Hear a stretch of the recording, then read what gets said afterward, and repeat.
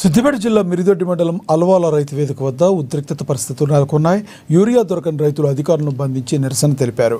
రాష్ట్రంలో మద్యం సరఫరా చేయడంలో ఉన్న ధ్యాస యూరియా సరఫరా చేయడంలో ప్రభుత్వానికి లేకుండా పోయిందని రైతులు ఆగ్రహం వ్యక్తం చేశారు.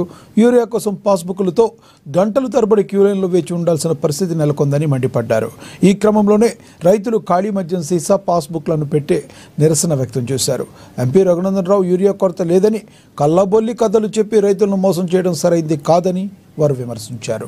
ఇప్పటికైనా కేంద్ర రాష్ట్ర ప్రభుత్వాలు స్పందించి రైతులకు సరిపడా యూరియా అందజేయాలని డిమాండ్ చేశారు.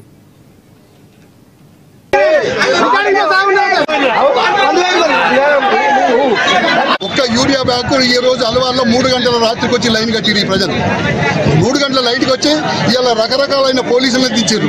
ఏమాత్రం మెసలకుండా ఈ లైన్ పెట్టించి ఈ లైన్ కట్టి ఇక్కడ టోకెన్ తీసుకొని ఆధార్ కార్డు ఓటీపీ చెప్పి ఈ ఆధార్ కార్డు ఓటీపీ చెప్పి ఈ స్లిప్ తీసుకొని పోయి మళ్ళా చెప్పాల చివరస్తల లైన్ కట్టి బస్తా తీసుకుంటే భార్య ముందు భర్త వెనక, భర్త ముందు భార్య వెనక, ఈ రకమైన ఒక్క బస్తాకి ఇంత ఎక్సర్సైజ్ చేయాల్సింది, ఇంత కష్టపడాల్సిన పరిస్థితి దాపురించింది ఈ ప్రభుత్వంలో అనేది ఒకటి.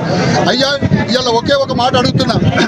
ఇవాళ ఈ తెలంగాణ రాష్ట్రంలో లిక్కర్ మందు కావాలంటే విపరీతమైన లోడ్లు తీస్తున్నారు. అయ్యా ఇవాళ రైతులు కాదు, ఓన్లీ రాజకీయం పబ్బం చేసుకునేందుకే లైన్లలోకి వచ్చి ఉంటురు అని చెప్పు మంత్రులు మాట్లాడుతారు. ఇదంతా రైతులు కాదా? ఈ రైతుల గోస కాదా? కాంగ్రెస్ పాలన వచ్చింది ఇందుకేనా? మేము 10 ఏళ్ళ నుంచి ఎప్పుడు కూడా ఈ ఊరే సంచుల కోసము లైన్లో నిలవలేదు. ఇప్పుడు అంతా టెక్నాలజీ మారింది. మేము మాలాంటి వాళ్ళు ఒక యువ రైతులు మాట్లాడితే ఇది రాజకీయం పబ్బం గడుపుకుంటారు అంటారు. మేము పొద్దున 4 గంటలకు వచ్చి లైన్ నిలవటం, ఇప్పటి వరకు మాకు లైన్ దొరకలేదు. రోజు టోకెన్ సిస్టమ్ మారుతున్నారు.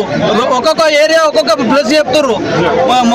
మన 275 రూపాయల బస్తా ఉంటే 290 రూపాయలు చేసిర్రు. దీని గురించి ఎవ్వరు లేరు. దీనికి బయోమెట్రిక్